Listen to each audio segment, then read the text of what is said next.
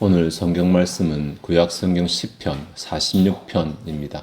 시편 46편 1절에서 3절까지 말씀 제가 봉독하도록 하겠습니다.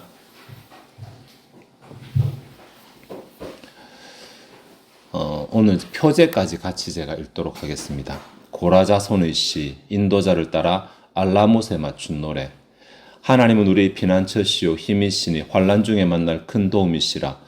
그러므로 땅이 변하든지 산이 흔들려 바다의 가운데에 빠지든지 바닷물이 솟아나고 뛰놀든지 그것이 넘침으로 산이 흔들릴지라도 우리는 두려워하지 아니하리로다. 셀라. 아멘. 오늘은 제507주년 종교개혁 기념주일입니다. 1517년 10월 31일 날 마르틴 루터가 독일의 비텐베르그 성당 문에 95개의 질문을 단 날을 기념해서 지키는 날입니다. 사실 루터가 제일 먼저 종교개혁을 시작했는가? 그렇지는 않습니다. 루터보다 더 이른 시기에 이미 종교개혁의 물결은 시작이 됐었는데 이 날이 너무 큰 사건이라서 상징적인 날이기 때문에 이 날을 기념하여 지킵니다. 루터와 동년배이면서 종교개혁을 주도했던 사람 쯔빙글이라는 사람이 있거든요. 스위스에서 했는데 그분은 어찌 보면 15년부터 시작을 했으니까 조금 더 빠를 수도 있겠습니다. 어쨌든 그때는 새로 이제 출판업이 발달하면서 신약 성경, 에라스무스 신약 성경도 번역되고 여러 가지 물결 가운데서 가장 상징적인 날을 기념하여 종교개혁 기념주로 지킵니다. 근데 사실 말이 개혁이지 이게 좋은 분위기 속에서 박수 받으면서 그렇게 진행된 것이 아니라는 것은 잘 아실 것입니다.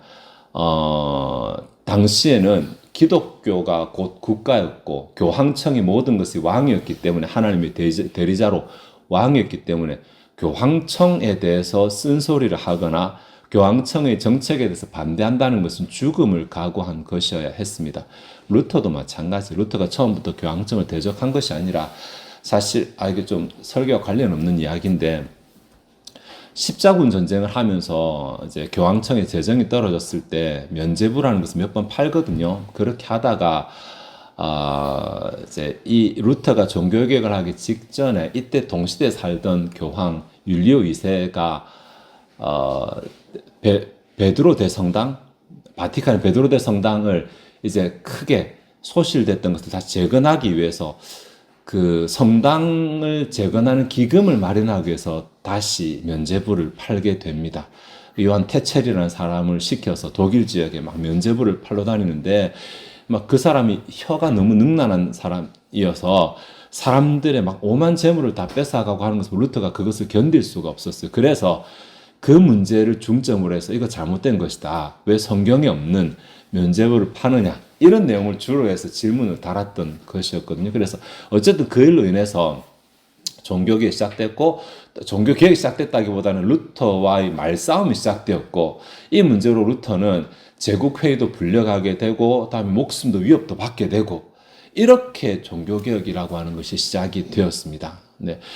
독일을 다시 신선로마 제국이니까 독일의 황제가 루터를 죽이려고 하고 선제의 한 주의 제후는 또 그의 목숨을 지키려고 하고 이런 정말 이런 상황 가운데서 루터가 또 굉장히 멘탈이 강한 사람이 아니고 루터는 우울증 환자였거든요. 그러니까 자기 스스로도 자기를 감당하지 못해서 맨날 하나님 앞에서 자신을 치면서 죄의 문제를 해결하지 못해 급급했던 그러한 사람이었는데 그러한 사람, 연약한 사람이 이 자기도 모르게 전면에 등장해서 이 당시의 모든 것이 어떤 교황청과 싸우는 것이 결코 쉬운 일은 아니었어요. 네. 근데 루터 하면 가장 또 우리가 대표적으로 기억나는 찬송이 우리 지금 585장 내주는 강한 성유라는 저 찬송이거든요. 이 찬송 언제 지었는지는 알 수 없어요. 설이 너무 다양합니다.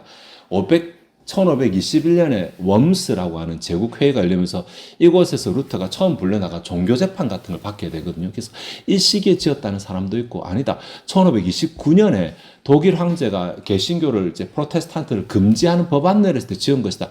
아니다. 1530년이다. 27년이다. 자기 친구가 아들이 뭐 흑사병 때문에 죽을 위기가 설이 굉장히 많습니다만은 우리가 잘 이때까지 파악한 바로는 1529년에 처음 출판된 그 증거는 남아 있거든요. 언제 지었는지 중요하지 않는데 이게 내주는 강한 성요라는 이 노래 찬양 자체가 당시에 정말 기왓장처럼 몰려오는 공격에 자기의 목숨을 노리는 그 사람들 앞에서 의지할 곳은 하나님밖에 없어서 하나님을 의지하겠다고 하는 강한 표현을 담았고, 자기도 물론 그러하고 당시에 함께 이제 핍박 앞에 놓이게 된 그 프로테스탄트 저항자들이야말로 프로테스탄트들이 힘을 내어 이 난관을 극복하자라는 마음에서 지은 찬송이 585장 내주는 강한 성요입니다. 그런데 이 지금처럼 이런 곡조는 아니었어요. 지금 우리가 부르는 곡조는 근대 음악의 아버지라고 불리는 요한 세바스찬 바흐가 편곡을 하게 됐죠. 편곡한 그 음악을 우리가 지금 부르고 있는 것입니다. 우리나라에서도 이 찬송은 굉장히 유명하거든요. 언제 우리나라에 찬송이 처음 들어왔는지는 알 수 없는데 우리나라에도 찬송가를 이렇게 막 짓잖아요. 1800 말부터 선교사에 들어오면서 바로 찬송을 가르쳤는데 장로교 따로 감리교 따로 가르치다가 1908년에 연합해서 찬송가를 만듭니다. 여기에 처음으로 실리거든요. 이때 처음 실린 그 찬송가 가사가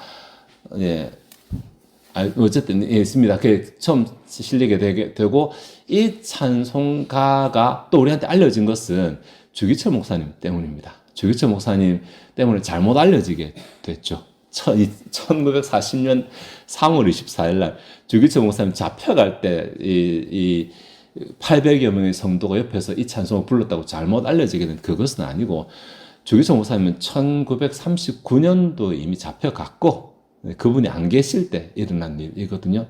산정은교회가 당시 우리나라를 대표하는 교회였습니다. 왜냐하면 평양 지방도 기독교인이 많았지만 평양 산정은교회는 기독교인들 가운데서도 꽤 학식 있는 사람들이 굉장히 많이 다니고 있었고 민족주의자들이 굉장히 많이 다니고 있었고 그래서 항일에 있어서도 산정교회는 굉장히 대단한 위치를 차지하고 있었기 때문에 일본들에서는 굉장히 정말 큰 눈에 가시거리였거든요. 근데 거기에 또 오산학교 출신의 주기철 목사님 부인하면서 일본 조선 총독부는 그 문제 때문에 굉장히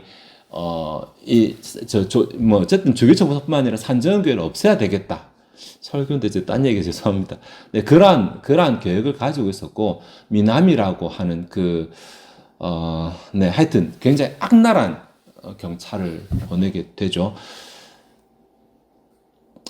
1939년에 9월에 이제 주기철 목사님이 검속이 돼서 감옥에 들어가 있었고 12월에 평양노회가 임시로 노회를 개최합니다. 12월 19일로 저 기억하는데 임시로 노회를 개최해서 안건이 주기철 목사 면직건이었어요.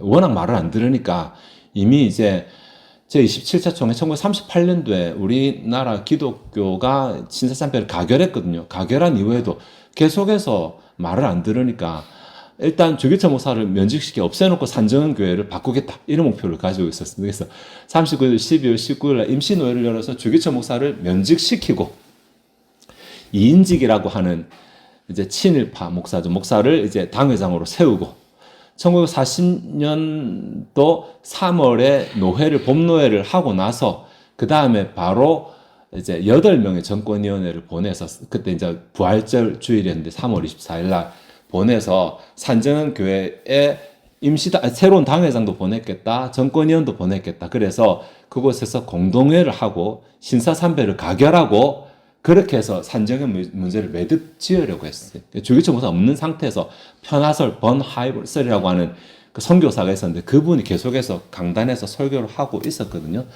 그래서 법노회 때는 그 전부터 그랬지만 외국인이 설교하지 못하도록 하는 것도 가결을 시킵니다. 네. 그리고 또 심지어 그 평양 경찰서에서도 이것을 몇 번 통보를 합니다. 외국인이 설교하지 못하고. 왜냐하면 편하설 선교사는 계속해서 주기철 목사님과 같은 맥락으로 설교를 했었거든요. 네, 그날 아침에 이제 갑자기 왔을 때 아니, 그 8명의 정권위원과 이인직 목사가 와서 예배를 시작하려고 10시 40분에 이미 도착을 했었거든요. 그 모습을 보고 양재현이라고 하는 집사가 갑자기 강단에 올라가서 찬송가 240장, 그때는 그였거든요. 내주는 강한 성요를 부르기 시작합니다. 전부 다 따라 불러라고. 그래서 한 800명 되는 성도들이 불렀는데 3절까지 다 부르고 나서 다시 1절로 돌아가서 부르는 거예요. 11시가 됐는데 이게 안 그치는 거예요. 그러니까 이인직 목사가 이제 예배 시작됐으니까 그만하라고 했는데 아랑곳하지 않고 계속 불렀어요. 앞에서는 정권위원들이 예배 순서를 진행하려고 했어요. 찬송가 자기들 부르겠는데 아무도 안 따라 부르고 내주는 강한 성요만 계속 부르는 거예요. 근데 심지어 뭐 기록에 의하면 한 목사가 당신들 이렇게 하면 천당 못 가요 이렇게 외쳤다고 하는 소리도 있는데, 내주는 강한 성요를 부르는 그 교인들을 향해서 그렇게 하고 1시간 내내 불렀어요. 1시간 내내 부르니까 그 일경들이 한 40명 정도 들어와가지고 양지연 집사를 끌어내리고 앞에서 부르는 사람들을 이제 구타하고 그렇게 하면서 예배가 파행되고, 그래서 예배가 제대로 안 드려지니까 그날 오후에 긴급하게 노회에서는 산정교회를 폐쇄하자 이렇게 결정을 내려서 폐쇄가 됩니다. 그게 40년이거든요. 네. 그리고 나서 사실 산정교회가 폐쇄되자마자 4월 달에 그 주기성 목사님 잠깐 풀려나게 됩니다. 몸이 너무 안 좋아서 죽을까봐 잠깐 풀려나하긴, 이제는 이제 목사가 아니니까 풀려내고, 목사가 아니라고 해서 가족 쫓아내고 정말 고난을 겪었어요. 그 시기에 어떻게 보면 네, 이 한국 교회를 버티게 했던 찬송이 내주는 강한 성요입니다. 이분 다음에 오셨던 김철원 목사도 결국은 48년도에 그 38선이 그어지고 48년도에 어느 날 갑자기 공산당에게 납치돼서 사라지게 된 분 계시거든요. 이분도 일제에 의해서 해방되기 전에 굉장히 많이 경찰서에 잡혀갔는데, 이분이 경찰서에 잡혀갈 때 교인들이 불렀던 찬송이 또 내주는 강한 성이었어요. 그래서 사람들이 아마 착각을 하는 것 같은데, 굉장히 우리 한국 교회가 그 일제시대의 탄압을, 핍박을 버티는데 정말 기둥 같은 곡이었죠. 이 찬양이 내주는 강한 성요입니다. 네. 사실 가깝게는 우리 고신대학교 교가이기도 합니다. 네. 그러니까 이것은 고신대학교가 그 순교의 신앙을 이어받았다. 네. 그래서 오직 하나님만을 섬기는 그러한 신앙을 같이 가지고 있다라는 것을 고백하는 그런 의미가 있는 것이거든요. 그래서 이 내주는 강한 성요는 루터가 이 곡을 만든 이후에 약 거의 모든 나라 언어로 다 번역됐어요. 거의 모든 나라 언어로. 영어로 번역된 것만, 영어로 번역 버전만 100개가 넘습니다. 굉장히 많이 보급이 된 그런 찬송. 근데 이 찬송이 사실은 오늘 우리가 봉독했던 시편 46편에서 나온 것이거든요. 특별히 시편 46편 1절에서 3절의 내용을 가지고 이곳에서 영감을 받아서 만든 찬송입니다. 네. 시편 46편을 잠깐 생각해 볼 것인데, 제가 오늘은 표지까지 같이 읽었잖아요. 히브리어 성경은 표지도 원래 그 본문이거든요. 그래서 표지까지 같이 읽었습니다. 표지를 먼저 보시면 고라자손의 시라고 이렇게 기록이 되어져 있습니다. 고라자손의 시, 인도자를 따라 알라못에 맞춘 노래. 이 가운데서 여러분이 잘 알지 못하는 게 고라자손과 알라못이겠죠, 그렇죠? 그래서 이해하기 위해서 고라는 성경에 아주 극단적인 대비를 보이는 이름으로 나옵니다. 같은 족속인데 하나는 민수기에 등장을 하는데, 이 사람들이 모세를 반역하다가 죽은 집안으로 나옵니다. 모세를 반역했는데 사실은 고라라고 하는 이 개인적인 사람은 모세하고는 학렬이 같아 사촌지간입니다. 그러니까 꽤 나이가 많은 지도자급이잖아요. 출애굽했을 때 그의 후손들이 굉장히 많이 있었겠죠. 그 후손들이 많이 있었는데 이제 어느 날 갑자기 왜 모세하고 아론만 지도를 하느냐? 우리도 지도자인데, 우리도 하나님한테 레위인인데 왜 너희만 특별하게 그렇게 나서냐고 맞섰고, 하나님 이것에 대해서 여러분 민수기 16장 읽어보시면 아니까 하나님 이것에 대해서 고라가 틀렸다라고 말씀하시면서 어떻게 보이시냐면 땅이 갑자기 이렇게 갈라지면서 그 가운데 고라 집안이 떨어져 죽게 되거든요. 그런데 다 죽었는데 왜 고라가 또 등장하느냐? 역대기에 보면 그 이름이 계속 등장합니다. 후손들 맞습니다. 맞는데 이때 고라의 뜻에 동참하지 않았던 일부 가족들이 있었어요. 이들은 죽지 않았어요. 네. 근데 이들은 어떻게 그러니까 가족이며 자기 할아버지며 아버지가 죽는 걸 봤잖아요. 어떻게 죽는 것을. 하나님 앞에 반역하다 죽었기 때문에 하나님께 반역하는 것과는 정반대의 신앙의 모습, 굉장히 신앙이 좋게 후손들은 가게 됩니다. 그들은 레위인이었고, 그래서 그들이 지은 찬송시가 시편에 최소한 11편 정도가 실리게 됩니다. 그런데 고라 자손이 지은 그 시편 가운데 11편 가운데 유일하게 이 46편에 보면 알라못이라고 하는 이 독특한 이름에 맞춘 노래라고 하는 이러한 이제 표제가 붙어 있게 됩니다. 알라못이라는 단어가 시편 전체 이곳 한 곳밖에 나오지 않거든요. 그래서 알라못이 도대체 무슨 말인가 잘 모르겠다라는데 성경에는 한 번 더 나옵니다. 역대하 15장에 한 번 나옵니다. 이 단어는 원래 알마라고 하는 그 젊은 여자의 복수형입니다. 그러니까 젊은 여인들, 통상적으로 그렇게 봅니다. 그러면 젊은 여인들에게 맞춘 노래, 젊은 여인들이 부르는 노래입니다. 아주 이상합니다. 기괴합니다. 왜냐하면 여러분 레위인 중에 여자 레위인은 없잖아요. 레위인이 성가대인데 모두 남자들입니다. 그러니까 성가대를 위해서 뭔가 노래를 맞췄다면 남자들을 위한 노래를 맞춰야 되는데 성경 가운데 찬송은 유일하게 여성들을 위한 노래를 만들었다고 하는 아주 독특하죠. 네. 왜 이렇게 되었는가를 좀 생각해 봐야 되는데 시편 46편이 언제 지어졌는지에 대해서 가장 많은 학자들이 보편적으로 동의하는 바가 뭐냐면 사네립이 침공했을 때, 아수르 왕 사네립이 이스라엘을 침공해서 예루살렘이 포위되었을 때, 그때 이미 예루살렘의 다른 곳에서는 다 전투에 지고 마지막 예루살렘 성 하나 남았어요. 유다 지역에 이스라엘은 망하고 이스라엘 아예 없고 다 망하고 패전하고 다 유다도 다 패전하고 마지막 예루살렘 성 딱 남았을 때 그때 상황이다. 그때 모든 남자는 다 군대 때문에 다 군사로 다 나가고 여자들밖에 남지 않은 상태에서 그때 지은 찬양이다 보니까 여인들이 할 일이 없잖아요. 여인들이 할 일이 없어서 하나님께 부르짖어 외치며 기도한 내용들, 이렇게 해석을 하는 사람이 있습니다. 어쨌든 아주 독특한 시이기는 합니다. 독특한 시. 이 내용들을 종합해 보면 하나님께 아주 열심히 있는 그 고라의 후손들이 감당할 수 없는 문제를 만났을 때 하나님만 바라보면서 지은 노래다. 이렇게 말할 수 있겠습니다. 그 맥락이 그 중세 교회 앞에서 루터가 느꼈던 심정이나 아니면 일제히 그 핍박, 신사참배라고 하는 그 핍박 앞에서 한국 교회가 느꼈던 심정이나 같은 심정일 것입니다. 네. 그러한 상황 가운데서 오직 하나님밖에 바라볼 수가 없어서 하나님 앞에 노래로 만들어 불렀던 신앙 고백이라고 그렇게 말할 수 있습니다. 이제 본문을 조금 살펴보도록 하겠습니다. 이 본문이 1절부터 3절까지 제가 했습니다. 사실은 전체를 다 보면 세 개의 연으로 나뉘어져서 같은 주제가 반복되는데 찬송가와 관련되는 부분 1절에 3절까지 세 부분으로 나뉘는데 1절은 하나님께서 우리에게 절대적인 힘과 도움이 된다라고 하는 그런 내용으로 고백하고 있죠. 한글 성경에 하나님은 우리의 피난처시오 라고 말하는 피난처라 번역된 단어가 성이라는 단어도 되기 때문에 성 되겠죠. 그런데 원문을 보면, 원문을 이제 분리 액센트 기준으로 보면 우리에게 하나님은 피난처시오라고 읽는 게 우리에게 더 적합합니다. 이게 뉘앙스가 차이가 있습니다.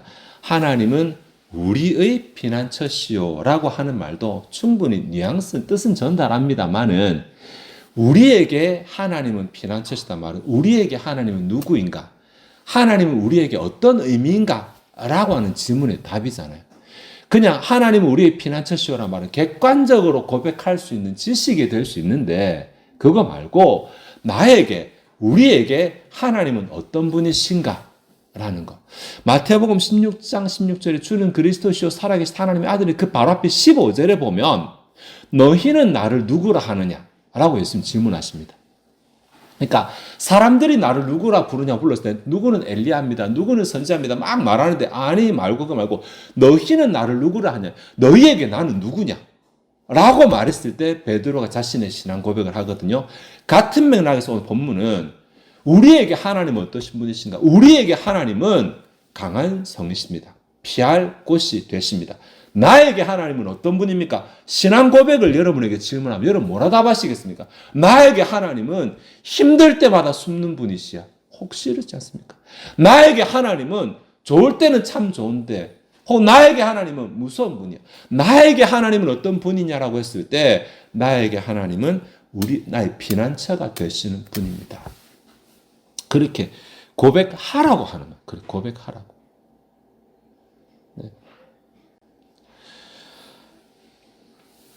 또 환난 중에 만날 큰 도움이시다. 이 부분 해석하기 굉장히 까다로운 부분입니다. 환난 중에 만날 큰 도움이시는 까다로운 부분이라서 다른 뭐 영어 역본이라든지 다른 번역들은 이 부분을 블랙센터를 무시하고 쉽게 했어요. 쉽게 번역한 것이 환난 중에 만날 큰 도움이시다라고 부분인데 큰은 형용사잖아요.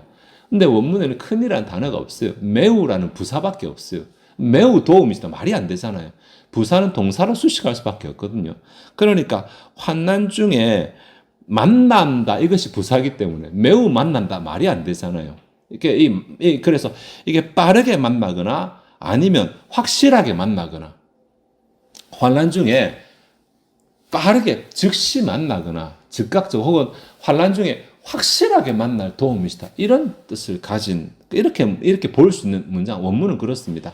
네, 뭐 환난 중에 우리를 큰 도움이시다고 말하는데 사실은 주기철 목사님의 이야기를 아신다면 주기철 목사님 이 찬양 좋아하셨고 사실 이 찬양보다 주기철 목사님은 원래 다른 찬양이 유명한데 이게 영문 밖의 길이라고 하는 직접 본인이 지은 찬송 쓰시거든요. 근데 사람들이 이제 이 찬양을 어쨌든 이거든 그거든 간에 결국은 감옥에서 돌아가시잖아요. 해방을 얼마 앞둔 상태에서 돌아가시거든요. 마지막에 진짜 그냥 너무 이제 고문이 가혹해서 죽을 것 같아서 최권능 목사님이 죽기 직전에 이게 풀려나거든요. 왜냐면 감옥에서 죽으면 감옥에서 변명을 돼. 왜 죽었다고 변명을 돼야 되니까 그 변명되기 싫어서 마지막에 내보내주는데 주기철 목사님도 마지막에 거의 인사불성된 상태에서 나가라고 합니다. 오정 목사님한테 데려가라 그러는데 오정 사모 가서 보고는 이제 승리가 얼마 남지 않았습니다. 버티십시오. 이렇게 말하면서 안 데려갑니다. 죽으라고 감옥 안에서. 네. 우리는 이해할 수 없는 그런 일이 그 당시 있었어요. 그러니까 이렇게 노래를 불렀지만 승리를 보지 못하고 죽었잖아요. 근데 어떻게 환난 중에 만날 큰 힘이 되시고 피할 도움이 되시냐 말이에요. 네. 좀 다른 제가 오늘 설교 시간이기 때문에 이런 역사적인 얘기를 가급적 안 하고 싶은데 주기철 목사님이 불렀던 주기철 목사님이 자기 구원을 위해서 이 노래를 부르지 않았어요. 한국교회 구원을 위해서 불렀지. 자기는 그곳에 하나님께서 원하시는 거룩한 씨가 되겠다고 이미 자원을 하고 산정교회 가신 분이 갈 때부터 자기는 죽으러 가겠다고 작정하고 가신 분이었어요. 그러니까 자기 개인의 구원의 영달을 위해서 불렀던 것이 아니라 한국교회가 내가 씨가 될 테니까 내가 죽어서 미랄이 될 테니까 죽어서 한국교회가 다시 회복되게 해달라. 그 마음으로 항상 했었거든요. 그 기도는 이루어졌잖아요. 네. 2절하고 3절은 원문하고 번역이 상당히 많이 다릅니다. 3절 마지막에 우리는 두려워하지 아니하리로다가 2절 앞에 있고 다음에 땅이 변하든지까지가 이제 중요한 부분이고 이 두 개가 원래는 한 덩어리인데 떼놨어요. 한글 성경은. 그래서 원래대로 하면 우리는 두려워하지 않는다. 땅이 변하는 가운데서도 이렇게 해야 돼요. 네. 이 기준으로 이제 보도록 하겠습니다. 우리는 두려워하지 아니하리로다. 이 말이 이제 절대 부정어를 써서 우리는 절대로 두려워하지 않는다. 이 말, 우리는 결코 두려워하지 않는다. 우리말로 뉘앙스가 전달이 안 되는데 이 말을 다른 말로 바꾸면 하나님을 절대 신뢰한다는 말이에요. 무슨 일이 옆에서 일어나고 있어도 내 눈앞에 무슨 일이 일어나고 있어도 나는 절대 신뢰한다. 이렇게 고백을 하고 있습니다. 그 무슨 일이 뭐냐면 땅이 변하든지인데 원래대로 하면 땅이 사라지는 가운데서거든요. 여러분 이게 고라자손이 지은 시잖아요. 고라자손한테 땅은 굉장히 민감한 문제입니다. 자신들이 조상이 땅 때문에 죽었잖아요. 땅이 벌려서 땅이 갈라서 땅이 떨어져 죽었잖아요. 그러니까 이들에게 땅이 사라지는 문제는 자기들이 상상할 수 있는 가장 끔찍한 상황입니다. 그러니까 가장 끔찍한 상황이 온다 하더라도 그 가운데서도 나는 하나님을 향해 절대 신뢰한다. 하나님은 절대 신뢰를 놓지 않는다. 이렇게 말합니다. 우리는 뭔가 상황이 될 것 같으면 신뢰하고 내 머리에 안 될 것 같으면 신뢰 안 하고 이렇지 않습니까? 신뢰라고 하는 믿음이라고 하는 것은 진짜 아무것도 안 보일 때 진짜가 드러나게 되는데 뭔가 보일 때는 우리가 신뢰한다고 말할 수 있잖아요. 머리는 나름 계산이 있으니까. 근데 계산이 도저히 안 될 때 진짜 믿음이 드러나는데 오늘 본문이 그런 믿음에 대해서 말하고 있는 것이거든요. 루터는 자기가 해서 승리할 거라 생각 안 했을 것입니다. 종교개혁이 될 거라 생각 안 했을 것입니다. 네. 그래도 하나님을 절대 신뢰했어. 그 다음에 땅이 변하든지 했으니까 그 다음 부분 산이 흔들려 바다 가운데 빠지든지 바닷물이 솟아나고 뛰놀든지 그것이 넘침으로 산이 흔들린 이게 뒤에 있어요. 구조가 조금 이상합니다. 보통 우리는 말하면 이런 상황 가운데서 흔들리지 않을 것이다 라고 말해서 맨 마지막에 흔들리지 않을 것이다 말하면 와, 그 가운데서도 안 흔들려 라고 말할 수 있잖아요. 근데 땅이 사라지는 가운데서 나는 흔들리지 않을 것이야 고백한 다음에 땅이 사라지는 문제를 다시 구체적으로 말합니다. 이게 어떤 수사적 기능을 하냐면 땅이 사라지는 가운데서도 흔들리지 않는다라고 하는 것이 막연한 지식이 아니라는 것을 보여줍니다. 내가 지금 이렇게 말했는데 땅이 사라져도 나는 흔들리지 않을 것이야 말했는데 그 땅이 사라지는 상황이 어떤 것이냐면 구체적으로 말해서 산이 흔들려 바다 가운데 빠지고 이게 알고 있다는 것입니다. 그게 막연하게 지식으로 내가 흔들리지 않는다고 하는 것이 아니라 내 고백이 아니라 어떤 상황인지를 구체적으로 알면서 내가 이렇게 하는 말이라 라고 이렇게 말하기 위해서 이 구성을 가지고 있는 것입니다. 그러니까 지금 내게 나한테 불리한 게 무엇이고 안 되는 게 무엇이고 답 없는 게 무엇이고 다 알고 있어. 다 알고 있는데 그런데 내가 하나님을 한번 신뢰하기로 했으니까 내가 하나님을 믿기로 했으니까 내가 하나님 앞에 가든지 그게 아니면 하나님이 답을 주실 때까지 내가 믿음을 한번 포기하지 않고 있겠다. 이 마음이 오늘 시편 46편 1절에서 3절까지의 신앙 고백인 것입니다. 되는 거 봐서 분위기 봐서가 아니라 일단 내가 믿었으니까 끝까지 믿어보겠다. 끝까지. 내 상황이 점점 더 나빠지고 점점 더 악화된다 하더라도 끝까지 한번 내 주를 신뢰해 보겠다. 주는 나의 피난처시니까 내가 주님께 피해 보겠다. 그럼 여러분 여기에 하나님은 우리의 피난처시오라고 하는 이 말이 나는 지금 밖에 있으니까 피난처에 들어가게 해주세요라는 말이 아니라는 것을 아실 것입니다. 뭐냐면 주는 나의 피난처시다. 내가 주를 향해서 끝까지 신뢰하는 한 나는 이미 그 피난처 안에 있다라는 고백입니다. 나머지는 하나님이 알아서 하실 것이다. 네. 이 마음을 루터가 그대로 고백했겠죠. 루터도 원어를 알고 있는 사람이었으니까. 네. 그렇게 보고 한국 찬송은 잘 모르겠습니다. 이렇게 고백을 해내주는 강한 성유. 그랬겠죠. 우리가 성 안에 있으니까 우리 방패와 병기 되신다. 이렇게 말하고 있으니까. 그러니까 지금 시편 40편 시인의 관점은 내 앞에 있는 문제가 무슨 문제인가? 이거 아닙니다. 네, 무슨 문제인가가 아니라 이 문제 앞에서 내가 내 마음을 내려놓는가 아니면 하나님을 신뢰하는가? 여기에 대해서 도전을 주고 있습니다.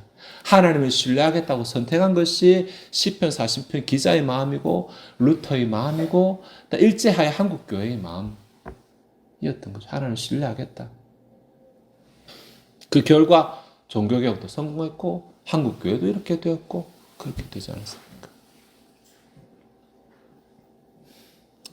말씀을 좀 정리하도록 하겠습니다. 오늘 종교개혁 주일이라서 주제 설교를 할 수밖에 없어서 죄송합니다.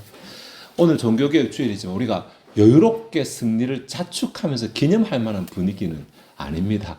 오늘날 짝금이 한국 교회가 그렇게 우리를 만족스럽게 해주지는 못하고 있으니까요. 한국교회 역시 지금 한국교회 역시 대내외적으로 여러 위협도 있고 또 이단들도 많고 또 우리를 또 핍박하는 유혹하는 세상도 문화도 많고 이런 상황 가운데 한국교회가 놓여 있습니다. 이런 상황에서 종교개혁 기념주일이라도 지나간 선배들을 보면서 우리가 그들과 같은 신앙을 가지고 있는가, 혹 우리도 모르게 우리의 신앙이 그들의 신앙에서 물이 빠지고 많이 벗어나 있지 않는가를 점검하는 계기가 되었으면 좋겠습니다. 네. 그 옛날 그들이 피눈물을 흘리면서 이룬 종교개혁을 우리가 그냥 기쁨에 심지 즐기면서 우리는 그 노력을 까먹고 있으면서 더하지는 못하고 까먹고 있으면서 우리가 그들의 후예다 라고 이렇게 자부심 안 가졌으면 좋겠습니다. 후예는 신앙이 동일할 때 쓸 수 있는 말이잖아요. 우리가 후손이랄 때는 같은 신앙을 가지고 있어 후손이라고 말하지, 신앙이 바뀌었는데 어떻게 후예라고 말할 수 있겠어요? 신인류, 신시조가 되겠지 그럼 누군가가. 그러니 우리가 종교 개혁을 기념한다라고 해서 적어도 우리가 그들과 같은 신앙 안에 서 있음을 전제로 하고서 고백하고 기념할 수 있는 것이 아니겠습니까? 그들의 신앙을 돌아보면서 혹 우리가 그들 여전히 하나님 주권을 인정하고 여전히 오직 믿음, 오직 성경, 오직 은혜, 오직 영광을 우리가 여전히 고백하고 가지고 있다. 이것이 있으면 감사하고 혹 거기서 부족한 것이 있다면 우리가 이런 부분 부족하구나. 내가 이런 부분에 부족하구나. 그러면 이런 부분을 더 개혁하고 보완해야 되겠다. 이런 기회로 삼았으면 좋겠습니다. 본문을 적용하면서는 우리가 하나님을 신뢰한다고 말하는데 아직까지 절대 신뢰가 아니고 어느 정도 부분적으로 신뢰하고 있다면 내게서 땅이 없어지는 것 같은 이런 절대적인 곤란이 온다 하더라도 하나님에 대한 내 신뢰는 놓지 않겠다라고 하는 신앙적 각오와 결단을 한번 다지는 저와 여러분 되시기를 바랍니다. 기도하시겠습니다. 하나님, 오늘 507차 종교개혁 기념주의를 맞아서 처음에 1500년대의 종교개혁자들이 가졌던 마음, 또 특별히 한국 교회에서 이 찬양을 주로 불렀던 사람들이 가졌던 마음을 한번 되돌아보았습니다. 우리는 어떤 마음으로 이 찬양을 대하는지, 그들과 같은 마음을 가지고 부르는지, 아니면 아무 생각 없이 그냥 부르는지 우리의 마음을 돌아보게 하시고, 우리가 그들의 후예라고 우리가 그 종교개혁을 기념하며 자축하는 이날에 우리의 신앙과 그들의 신앙을 비교해보며 또 우리의 신앙을 살펴보며 우리의 신앙이 하나님께 더 가까이 나아가는 계기로 삼는 기념일이 되게 하시기 원합니다. 하나님, 오늘 한국에 큰 행사가 있습니다. 한국 교회에도 큰 행사가 있습니다. 하나님께서 그 일에 은혜를 베풀어 주시고 하나님의 뜻이 이 땅을 위한, 이 땅을 향한, 한국 교회를 위한 하나님의 뜻이 나타나게 하시기를 원합니다. 이 시간 주 앞에 준비된 예물을 드리고자 합니다. 우리가 마음에 즐거이 하나님을 헌신하게 하옵소서. 감사드리며 예수 그리스도의 이름으로 기도하옵나이다. 아멘.